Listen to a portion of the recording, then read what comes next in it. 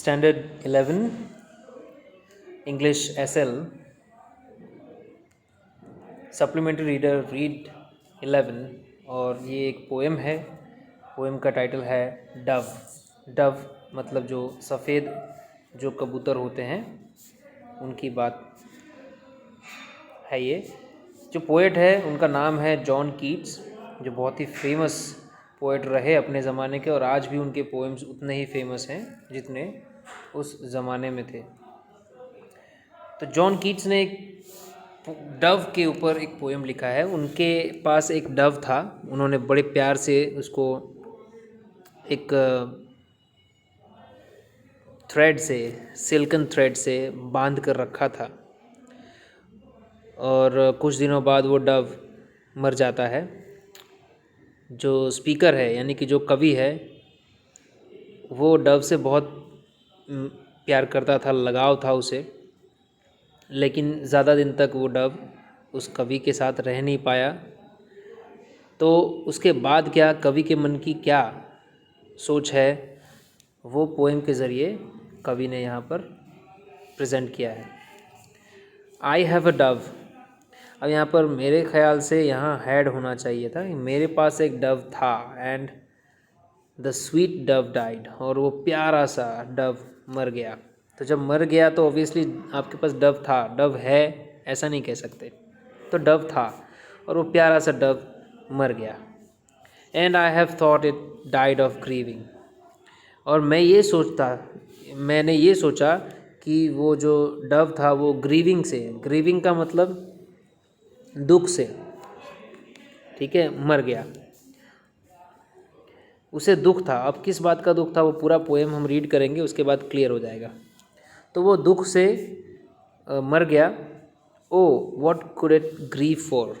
अब ये पोएट सोचता है कि वो जो डव था वो किस बात के लिए दुखी था, किस बात पर एक्चुअली वो डव रोता था या दुखी था जिसकी वजह से वो मर गया।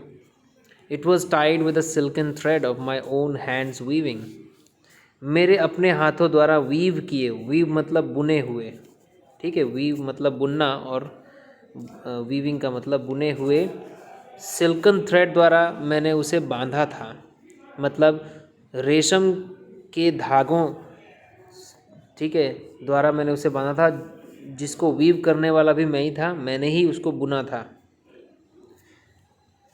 स्वीट लिटिल फीट, मैंने क्या बांधा था उस सिल्कन थ्रेड से, बहुत ही प्यारे जो उसके रेड फीट हैं, लाल पैर हैं, छोटे छोटे लाल पैर, उनको उन्हीं सिल्कन थ्रेड से मैंने बांधा था, जिन सिल्कन थ्रेड को मैंने वीव किया था।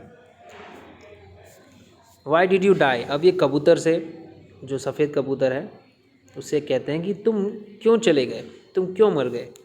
Y would you leave me sweet dove. तुम मुझे छोड़कर कैसे जा सकते हो स्वीट डव, प्यारे डव। वाई, ये क्वेश्चन पूछ रहे हैं डव के जाने के बाद। You lived alone on the forest tree. तुम तो अकेले रहते थे ना फॉरेस्ट ट्री में। Why pretty thing, why pretty thing could you not live with me. Pretty thing का मतलब फिर से प्यारे, वो मेरे प्यारे, तो तुम मेरे साथ क्यों नहीं रह सकते। तुम तो अकेले फॉरेस्ट ट्री पर रहते थे, तो तुम मेरे साथ क्यों नहीं रह सकते। I kissed you oft and give you white peas. मैंने तो तुम्हें हमेशा, ऑफ्ट का मतलब हमेशा, ऑफ्टन होता है ना, ऑफ्टन को शॉर्ट में ऑफ्ट लिखा जाता था। तो मैंने तो तुम्हें हमेशा किस किया मतलब प्यार दिया। And give you white peas, और तुम्हें सफ़ेद मटर भी खाने के लिए दिया। पीस का मतलब मटर। मैंने तो तुम्हें बहुत प्यार किया, मैंने तुम्हारा बहुत ख्याल रखा, तुम तो अकेले रहते थे पेड़ पर। Why not live sweetly as in the green trees. तो तुम क्यों नहीं यहाँ प्यार से रहे जैसे तुम ग्रीन ट्रीज़ पर रहते थे, मतलब हरे हरे पेड़ों पर तुम रहते थे, उसी तरह तुम मेरे साथ क्यों नहीं प्यार से रहे। तो ये पोएम में लिखा हुआ है। इससे ये पता चलता है कि पोएट को उस डव के मरने के बाद इतना तो समझ आ गया कि ये पोएट हमें बताना चाहते हैं क्वेश्चन पूछकर कि जैसे, तो ये पोएट ये कहना चाहते हैं कि भले ही वो डव अकेले घूम रहा था, पर उसके पास फ्रीडम था, आज़ादी थी, वो कहीं भी किसी भी पेड़ पर जाकर रह सकता था। पर इस पोएट ने जब उस कबूतर को रेशम के धागे से बांध दिया और अपने घर में रखा, ये सोचकर कि मैं इसे बहुत सारा प्यार दूंगा, और दिया भी, ठीक है, तो उस कबूतर के लिए अब उसकी आज़ादी छिन गई, क्योंकि उसे बंद के रहना पड़ता था। बंद के रहने के लिए, सॉरी बच्चों, एक डिस्टर्बेंस आ गया था अब।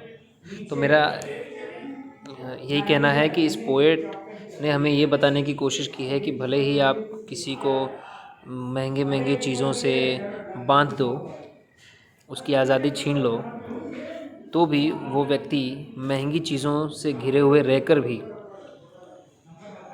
जी नहीं सकता अच्छी तरह से। और यही हुआ उस डव के साथ। वो डव भी जी नहीं पाया और वो मर गया।